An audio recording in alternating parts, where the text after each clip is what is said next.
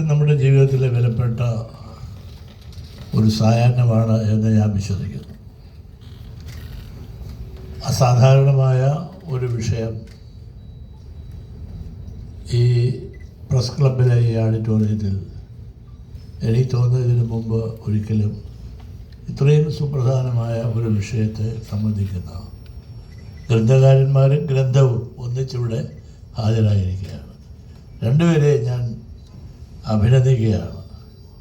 നമ്മുടെ ദ്വിവേദിയും Shaji Mohan. You done a good job.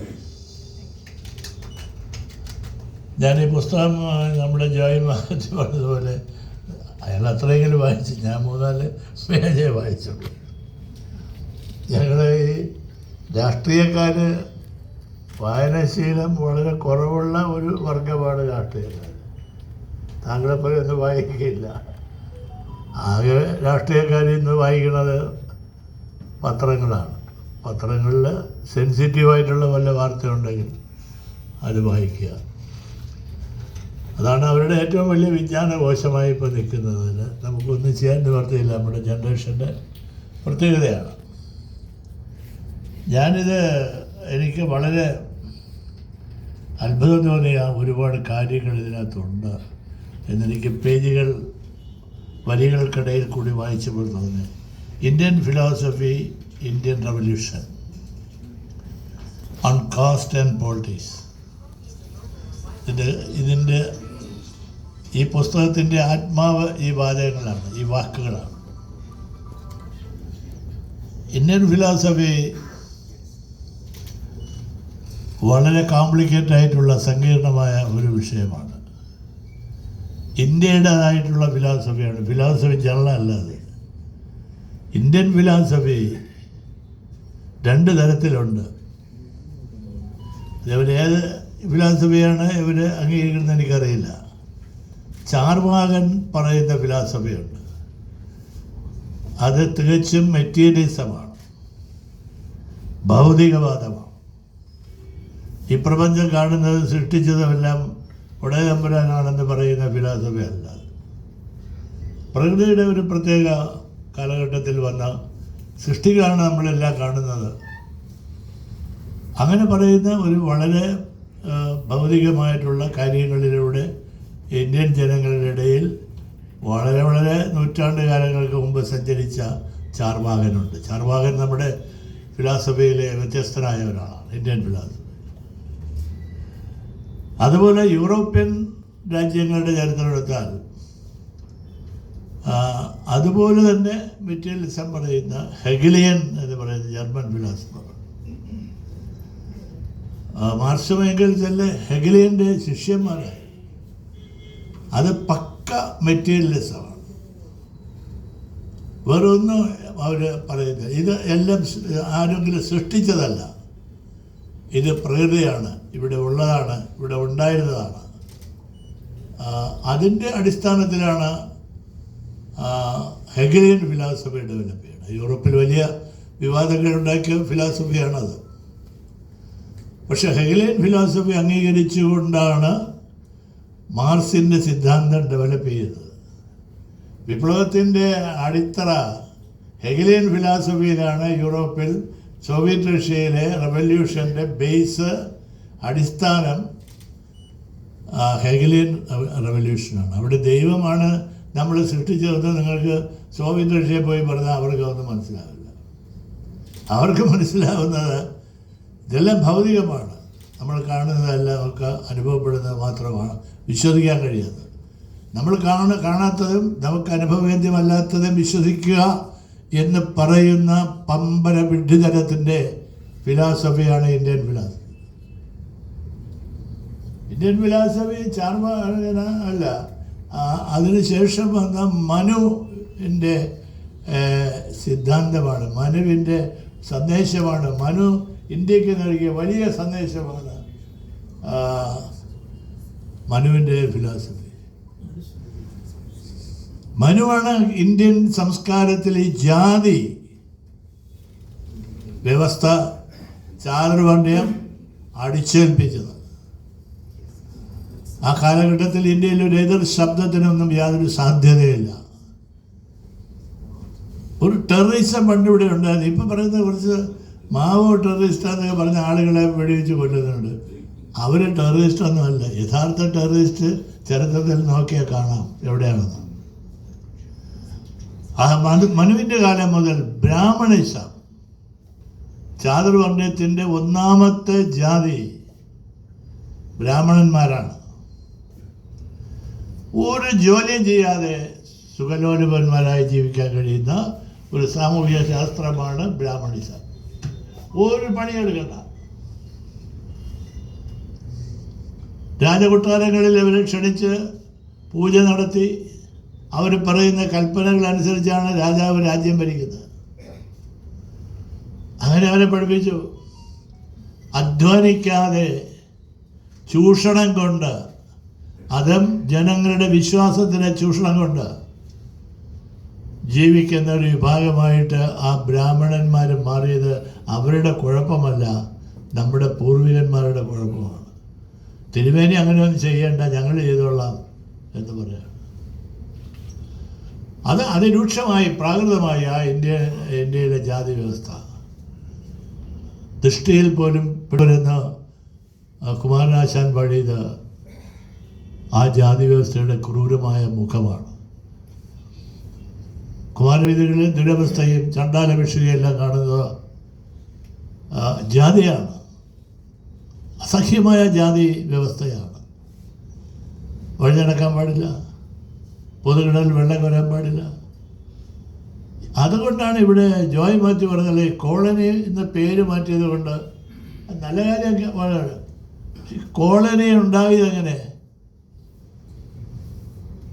സമൂഹത്തിൽ ഭ്രഷ്ട് കൽപ്പിക്കപ്പെട്ട ആളുകളെ പ്രത്യേകമായ ഒരു സ്ഥലത്ത് കൊണ്ടിട്ട് അഭയാർത്ഥി ക്യാമ്പ്, റെഫ്യൂജി ക്യാമ്പ് പോലെ കൊണ്ടിട്ട് അവർക്ക് പേര് കൊടുത്ത് നിങ്ങൾക്ക് ഇവിടെയാണ്, നിങ്ങളുടെ രാജ്യം ഇതാണ്, വെളിയിടാൻ പാടില്ല, പൊതുവഴിയിൽ വരാൻ പാടില്ല. ഇതൊക്കെ നമ്മൾ വായിക്കുമ്പോൾ അത്ഭുതം തോന്നുന്നത് നമ്മുടെ രാജ്യത്താണോ ഇതെല്ലാം നടന്നത്. എന്നിട്ട് നമ്മൾ ശാന്തമായി ഇപ്പോൾ ഇതിനെക്കുറിച്ചെല്ലാം സംവാദങ്ങളും വിവാദങ്ങളും പ്രസംഗങ്ങളും ലേഖനങ്ങളും ഞാൻ എൻ്റെ വ്യക്തിപരമായ അഭിപ്രായമാണ്. ഇനി ആരെങ്കിലുണ്ടെങ്കിൽ ഇത് പാർട്ടിയുടെ അഭിപ്രായം നമ്മൾ എഴുതിക്കളയരുത്. എൻ്റെ വ്യക്തിപരമായ ഇവിടെ ഒരു മാറ്റവും ഉണ്ടായിട്ടില്ല എന്ന് വിശ്വസിക്കുന്ന ഒരു പാവപ്പെട്ട ഒരാളാണ്. എന്ത് മാറ്റം ഉണ്ടായെന്ന ആളുകൾ കൂവി വിളിക്കുന്നത്. ജാതിയുടെ അംബേദ്കർ എന്ന് പറയുന്ന അദ്ദേഹത്തിൻ്റെ ജീവചരിത്രം വായിച്ചാൽ ഇതുപോലൊരു ദുരന്ത കഥാപാത്രം ഇന്ത്യൻ രാഷ്ട്രീയത്തിൽ ഞാൻ കണ്ടിട്ടില്ല. എത്രയോ ഉന്നതമായ, ജവഹർലാൽ നെഹ്റുവിനേക്കാൾ ഉന്നതമായ വിദ്യാഭ്യാസമാണ് നേടിയത്. അത്ഭുതകരമായ ഒരു ബുദ്ധിമാനായിരുന്നു. രാജ്യത്തെ മുഴുവൻ ഒന്നിച്ച് കാണാൻ കഴിയുന്ന ഒരാളായിരുന്നു. ലോകത്തെ മുഴുവൻ കോൺസ്റ്റിറ്റ്യൂഷനും പഠിച്ചതിന് ശേഷമാണ് അംബേദ്കർ ഇന്ത്യൻ കോൺസ്റ്റിറ്റ്യൂഷൻ രൂപം കൊടുത്തത്. അതിൽ അദ്ദേഹത്തിൻ്റെ കയ്യിൽ കിട്ടിയതുകൊണ്ട് 5-6 അന്യജാതിക്കാരെന്ന് പറഞ്ഞ പാവപ്പെട്ട ജാതിക്കാരിപ്പോൾ നിയമസഭയിലും പാർലമെൻറ്റിലും നോക്കുകുത്തികളായിട്ടുണ്ട്. അത് ജോയ് മാത്യുവിടെ ചോദിച്ചാൽ സീറ്റിലെ ആരെങ്കിലും മത്സരിപ്പിക്കോ ഏതെങ്കിലും രാഷ്ട്രീയ പാർട്ടി? എൻ്റെ പാർട്ടി അടക്കാം. മത്സരിപ്പിക്കോ? ഇന്ന് വരെ നിങ്ങൾ കേട്ടിട്ടുണ്ടോ? ജനറൽ സീറ്റിൽ ഒരു ഹരിജൻ, ഒരു പട്ടികജാതി, ഒരു പുലയൻ, ഒരു പറയൻ മത്സരിക്കുകയാണ്.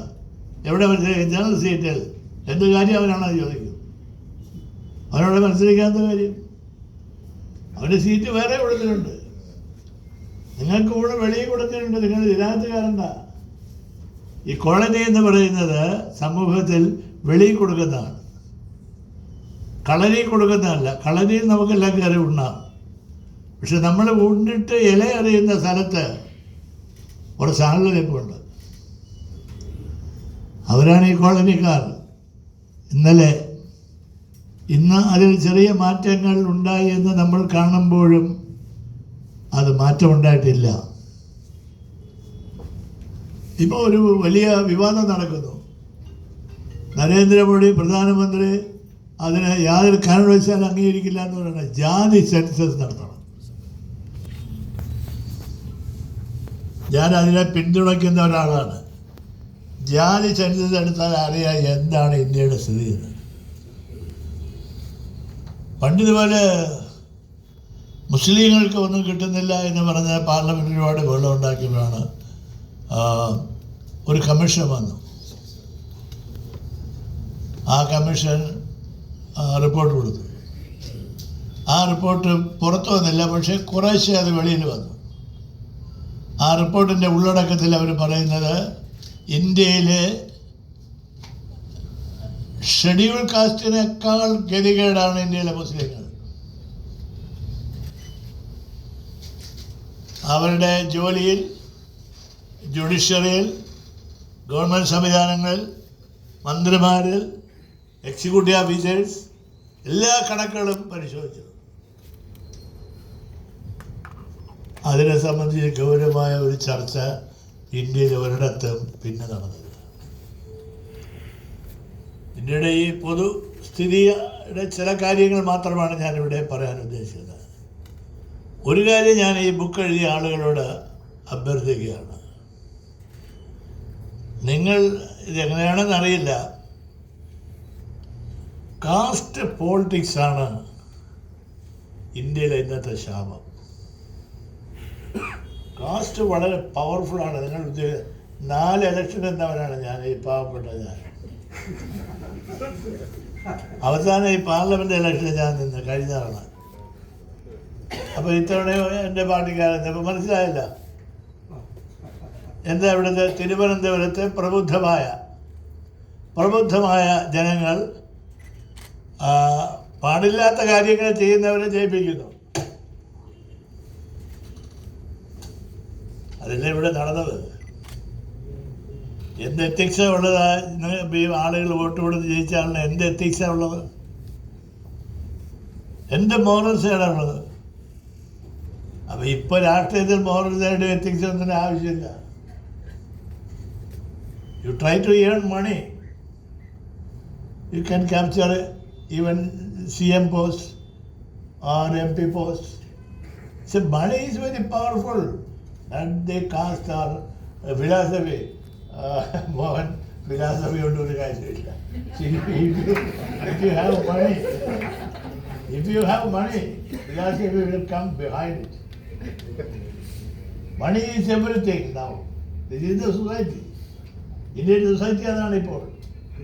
മുതലാളിത്ത വ്യവസ്ഥയെ അതാണ്.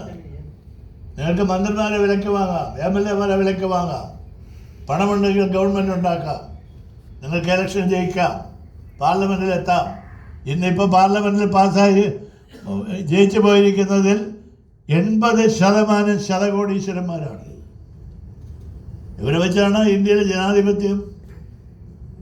ആരൊക്കെയാണ് വില്ലാളി വീരന്മാർ പോയിരിക്കുന്നത്?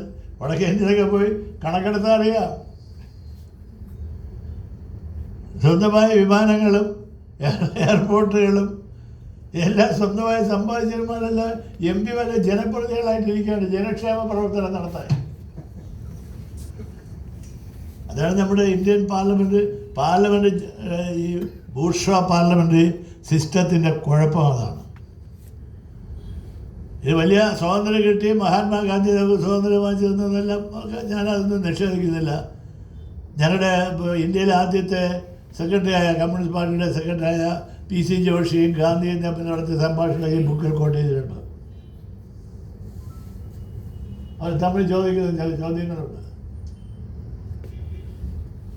ഇവിടെ വളരെ നിർഭാഗ്യകരമായ ഒരു സാമൂഹിക വ്യവസ്ഥിതി വീണ്ടും ഉയർന്നു വരികയാണ്.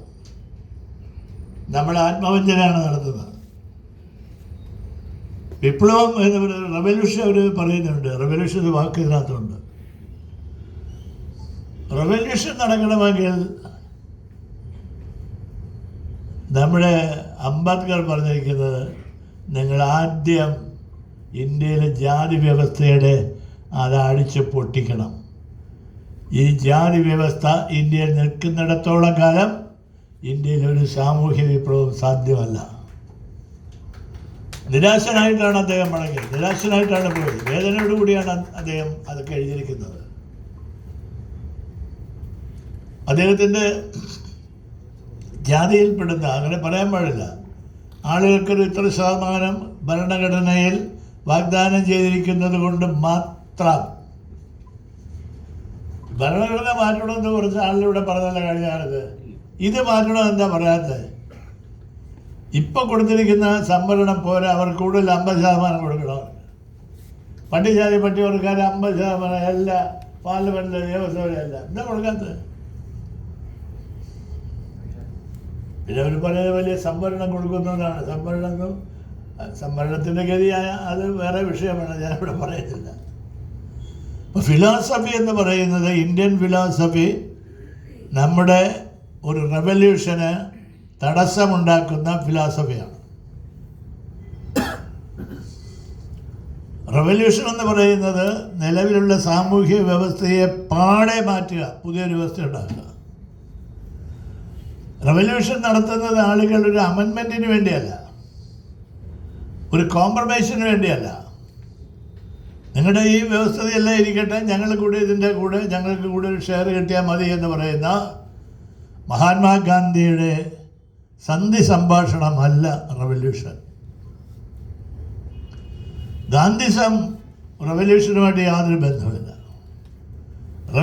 റെവല്യൂഷൻ കംപ്ലീറ്റ് ചേഞ്ചാണ്, ടോപ്പ് ടു ബോട്ടം. സൊസൈറ്റി മുഴുവൻ, പ്രോപ്പർട്ടി മുഴുവൻ, എന്തൊക്കെയാണ് ലാൻഡ്, പ്രോപ്പർട്ടി, ഫാക്ടറി, എല്ലാ അസറ്റ്സും കൈകാര്യം ചെയ്യണമെന്ന് പറയുന്നിടത്താണ് റെവല്യൂഷൻ ആരംഭിക്കുന്നത്. ഇവിടെ എന്താ, ഇപ്പം കൈവശമുള്ള കോടീശ്വരന്മാരെല്ലാം അങ്ങനെ തന്നെ ഇരിക്കട്ടെ, കള്ളപ്പണക്കാർ നിങ്ങൾ അങ്ങനെ തന്നെ ഇരുന്നോളാം, ജമ്മിമാരുണ്ടെങ്കിൽ അങ്ങനെ തന്നെ ഇരിക്കാം, മിച്ചഭൂമി കയ്യേറ്റം നടത്തിയിട്ടുണ്ടെങ്കിൽ അവരും അങ്ങനെ ഇരിക്കാം, നിങ്ങളെല്ലാം ഞങ്ങൾ സംരക്ഷിക്കാം, പക്ഷെ ഞങ്ങൾക്ക് വോട്ട് ചെയ്യണം. പാർലമെൻ്ററി സിസ്റ്റത്തിൽ അങ്ങനെ ഒരു കോംപ്രമൈസിന് സാധ്യത വളരെ കൂടുതലാണ്. എൻ്റെ കൂടുതൽ ആ സിസ്റ്റം വരുന്ന വഴി മെറ്റീരിയലിസത്തിലല്ല, ചാർവാകൻ്റെ ഫിലോസഫിയല്ല, ഹെഗലിയൻ്റെ ഫിലോസഫിയല്ല, മനുവിൻ്റെ ഫിലോസഫിയാണ്. മനുവിൻ്റെ ഫിലോസഫി സ്പിരിച്വലാണ്, ദൈവമാണ്, അടിച്ചേൽപ്പിക്കലാണ്. ദൈവത്തിനെ ഞാൻ പൂജിക്കും, നീ പൂജിക്കാൻ പാടില്ല. അവിടെ തുടങ്ങല്ലേ ദൈവത്തിന്. നിങ്ങൾക്കിപ്പോൾ പത്മനാഭസ്വാമി ക്ഷേത്രത്തിൽ കയറി എനിക്കൊന്ന് പൂജിക്കണമെന്ന് എനിക്ക് ഞാൻ ഇന്ത്യൻ പൗരനാണ്, എനിക്ക് എൻ്റെ അവകാശമുണ്ട്, നടക്കണ കാര്യമാണ്. നിങ്ങൾ ഗുരുവായൂർ അമ്പലത്തിൽ നിന്ന് കയറാമോ? ക്ഷേത്രങ്ങളിലൊക്കെ എഴുതി വെച്ചിരുന്നത് നിങ്ങൾ വായിച്ചിട്ടില്ലേ? ഹിന്ദു മത വിശ്വാസികൾക്ക് മാത്രം പ്രവേശനം. അങ്ങനൊരു മതമുണ്ടോ? അത് ഞാൻ വേറെ വിഷയത്തിൽ നമുക്ക് എടുക്കാം. അങ്ങനൊരു മതം ഇത് പറ്റിപ്പ. ഇത് മനു പറഞ്ഞ മതമാണ്, മനുവംശത്തിൻ്റെ തിയറികളാണ് ഇതെല്ലാം. ഇതെല്ലാം മഹാഭാരതത്തിലൂടെ, രാമായണത്തിലൂടെ ഇന്ത്യൻ ജനതയെ വഴിതെറ്റിച്ചു കൊണ്ടുപോയി. എല്ലാത്തിൻ്റെയും വിഗ്രഹങ്ങൾ കാണിച്ചു അവരെ. ലോകത്ത് ഏറ്റവും കൂടുതൽ വിഗ്രഹ പൂജ നടത്തുന്ന ജനത ഇന്ത്യൻ ജനതയാണ്. ഇന്ത്യക്കാർക്കുള്ളതുപോലെ വിഗ്രഹങ്ങൾ ഞാൻ ഒരുപാട് രാജ്യത്ത് പോയി, ഒരു രാജ്യത്തിൽ കാണാൻ പറ്റില്ല. അപൂർവമായിട്ടൊരു ജീസസിൻ്റെ ഒരു കുരിശ് കാണാം, അല്ലെങ്കിൽ ഒരു പള്ളി, മുസ്ലിം പള്ളി കാണാം. മുസ്ലിങ്ങൾക്ക് പിന്നെ വിഗ്രഹമേ ഇല്ല. ഇത് എത്ര വിഗ്രഹങ്ങൾ! ഇത് എന്താ ഇത്? എങ്ങനെ ഇന്ത്യൻ സംസ്കാരത്തിൽ കടന്നു കൂടിയത്? പാമ്പിനെയും ചേരയെയും പല്ലിയെയും പഴുതാരിയെയും കല്ലിനെയും മുള്ളിനെയും കാറ്റിനെയും തീയെയും എല്ലാം പൂജിക്കുകയാണ് ആളുകൾ. ഒരു അസാധാരണമായ ഒരു രൂപം കണ്ട ഉടനെ പൂജയാണ്. ലോകത്ത് ആൾ ദൈവങ്ങളുള്ള രാജ്യം ഏതാണെന്ന് അറിയാം? നമ്മുടെ രാജ്യമാണ്. അത് നമ്മുടെ പ്രിയപ്പെട്ട കേരളമാണ്. ഈ ആൾ ദൈവങ്ങൾ നിങ്ങൾക്ക് ലോകത്ത് എവിടെയെങ്കിലും വായിച്ചിട്ടുണ്ടോ? ആൾ ദൈവം അത് ഇതെല്ലാം ആ സ്പിരിച്വലിസത്തിൻ്റെ ദൈവത്തിൽ സമർപ്പിച്ചുകൊണ്ടുള്ള ഒരു സിദ്ധാന്തം, ഒരു വിശ്വാസം. ആ വിശ്വാസമാണ് നമ്മളെ പുറകോട്ടടിച്ചെന്ന് ചരിത്രം വായിക്കുമ്പോൾ ചിലപ്പോഴൊക്കെ എനിക്ക് തോന്നാറുണ്ട്. ഈ വിഷയം പറയാതെ നാരായണ ഗുരുദേവനെ പോലുള്ള ആളുകൾ കേരളത്തിൽ ഇത് പറയാതെ വേറെ കാര്യങ്ങൾ പറഞ്ഞു, അവർ പോയി. ഈ വിഷയത്തിൽ അവർ തൊട്ടില്ല. ഗുരുദേവനെ അറിയാമായിരുന്നത് വളരെ സങ്കീർണമാണ്. അപ്പോൾ അദ്ദേഹം വേറെ ഒരു സന്ദേശം നൽകുന്നത്, ഒരു ജാതി, ഒരു മതം, വേണമെങ്കിൽ ഒരു ദൈവം ആവാം. ജാതിക്കെതിരായിട്ടുള്ള ഒരു രോഷം, ജാതി വ്യവസ്ഥക്കെതിരായിട്ട് രോഷം എലൈറ്റ് സൊസൈറ്റിയായ കേരളത്തിലെങ്കിലും ഫലപ്രദമായി നടത്താൻ ഇത്രയും കാലം കഴിയാത്തൊരു വിഭാഗം ജനങ്ങളാണ് നമ്മൾ. ഗുരുദേവൻ്റെ സിദ്ധാന്തം എല്ലാവരും ഇപ്പോൾ ചതയ ദിനത്തിനും മറ്റേ ദിനത്തിനും എല്ലാം ഘോരം പ്രസംഗിക്കുന്നുണ്ടല്ലോ. പ്രസംഗിക്കുന്നവർ വീട്ടിൽ പോയി നോക്കിയിട്ടുണ്ടോ? ഈ പ്രസംഗത്തിന് വീട്ടിൽ ചിലപ്പോൾ അടുക്കളയിൽ പോലും കയറ്റില്ല ഈ പാവങ്ങളെ. പ്രസംഗിച്ചവർ പ്രസംഗങ്ങൾക്ക്, പ്രഭാഷണങ്ങൾക്ക് ഒരു പഞ്ചവുമില്ല.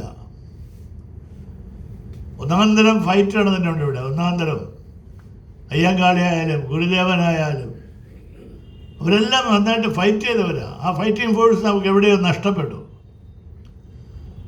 ജാതിക്കും തൊട്ടുകൂടായ്മയ്ക്കും വിവേചനങ്ങൾക്കെതിരായിട്ടുള്ള മനുഷ്യൻ്റെ ഉയർത്തെഴുന്നേൽപ്പാണ് യഥാർത്ഥത്തിൽ വിപ്ലവം. സാമൂഹ്യ നീതിയാണ് വിപ്ലവം. സമൂഹത്തിലെല്ലാവരെയും തുല്യരായി കാണുന്നതാണ് വിപ്ലവത്തിൻ്റെ റിസൾട്ട്. അതിനാണ് വിപ്ലവം നടത്തുന്നത്. അല്ലെങ്കിൽ ജനങ്ങളൊരു മാറ്റത്തിന് ആഗ്രഹിക്കുന്നു. നമ്മൾ 5 കൊല്ലത്തിലൊക്കെ മാറ്റത്തിന് ആഗ്രഹിക്കുന്നു. ഇപ്പോൾ നമ്മൾ ആഗ്രഹിച്ചു ഇയാളെ തൽക്കാലം ഇയാൾ അങ്ങനെ പോകണം ശരിയില്ല എന്ന് പറയുന്നത് നമ്മൾ തടയിട്ടിട്ടുണ്ട്. ഇത്രയേ ഉള്ളൂ. അതെപ്പോഴാണ് പൊട്ടണമെന്ന് അറിയാൻ പറ്റില്ല. എങ്കിലും തൽക്കാലം ഒരു ആശ്വാസമായി. ഭ്രാന്തമായ മറ്റൊരു ആശയം ഇവിടെ ഉയർന്നു വന്നതാണ് നരേന്ദ്രമോദിയുടെ പതനത്തിന് കാരണം. ഇന്ത്യ അത് ആഗ്രഹിക്കുന്നില്ല. ഇന്ത്യ BJPയുടെ RSSൻ്റെയും ഹിന്ദു ഫിലോസഫി ഇന്ത്യൻ ജനങ്ങൾ അംഗീകരിക്കുന്നില്ല. അതിന് വലിയ പഠിത്തമൊന്നും ആവശ്യമില്ല. പക്ക ഹിന്ദുവിസം പറഞ്ഞുകൊണ്ട് നിങ്ങൾക്ക് എവിടെയെങ്കിലും പോകാൻ രക്ഷപ്പെടാനാവില്ല. ഹിന്ദുക്കൾ തന്നെ മതേതരത്വത്തിലാണ്. ഹിന്ദു മതം എന്ന് പറഞ്ഞാൽ മതം പോലും ഇല്ല എന്നാണ് ചരിത്രത്തിൽ പറയുന്നത്. ഇൻഡസ് എന്ന് വിളിക്കാനും ഒക്കെ പഴയ വിദേശികൾ ഇട്ട ഒരു പേരാണ്. ഇത് ഐഡൻറ്റിഫൈ ചെയ്യാൻ ഒരുപാട് ആളുകളുള്ളതുകൊണ്ട് ഐഡൻറ്റിഫൈ ചെയ്യാനിട്ടൊരു പേരാണ്. അതിനിവിടെ ഒരു ഹിന്ദു മതമായി, അതിന് പ്രത്യേക പൂജകളായി, മന്ത്രങ്ങളായി, തന്ത്രങ്ങളായി, പള്ളികൾ പൊളിക്കലായി, പള്ളി പൊളിച്ച് അമ്പലം പണിയാം, അമ്പലം പണിച്ച് പള്ളി പണിയാം. ഈ ജോലിയാണ് ഇവിടെ നടക്കുന്നത്. മനുഷ്യനാക്കി മാറ്റാനുള്ള ഒന്നും കാണുന്നില്ല. അതുകൊണ്ട് ഇതുപോലുള്ള എഴുത്തുകാർ, ഞാൻ വീണ്ടും ഞാൻ ഇവരെ അഭിനന്ദിക്കുകയാണ്. നമ്മുടെ ദിവ്യ ദ്വിവേദിയെ, ഷാജി മോഹൻ ട്രിവാൻഡ്രത്തുകാരനാണ് എന്ന് ഞാൻ ഇന്ന് അറിഞ്ഞു. വളരെ സന്തോഷം. നിങ്ങൾ രണ്ടുപേരും ക്ലാസ്മേറ്റ് ആണെന്ന് അറിയുന്ന അതിനേക്കാൾ സന്തോഷം. Did you follow me?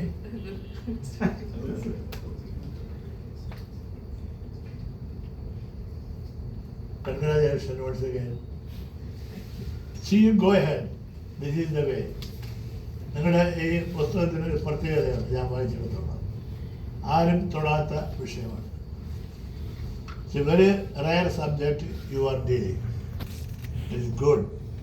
It is helpful for the future, the coming generation, the new generation.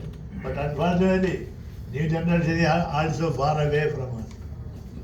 They are living in a wonderful world. അവരോടാണ് നമ്മൾ ഫിലോസഫി പറയാൻ പോകുന്നത്. എന്ത് ഫിലോസഫി ഇവിടെ നിന്ന് പോകണം തന്നെ. ആ സെൽഫോൺ ഞാൻ തരണം.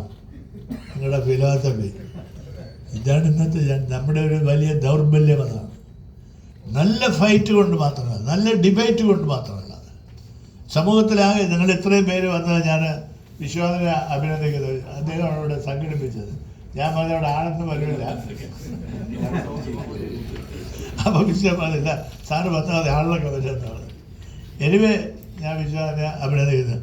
ഇത്രയും ആളുകൾക്ക് ഇതിനകത്തൊരു താല്പര്യമുണ്ടല്ലോ ടൈറ്റിൽ കണ്ടപ്പോൾ. ഫിലോസഫിയും റവല്യൂഷനും കാസ്റ്റ് സിസ്റ്റവും എല്ലാം നമ്മളെ വേട്ടയാടുന്ന ചില വിഷയങ്ങളാണ്. ഇത് ഓരോന്നും ഓരോ വിഷയമാണ്. മണിക്കൂറുകളോട് സംസാരിക്കാൻ കഴിയുന്ന വളരെ എന്നെ നിങ്ങൾ വിളിച്ചിട്ട് ഒരു കാര്യമില്ല.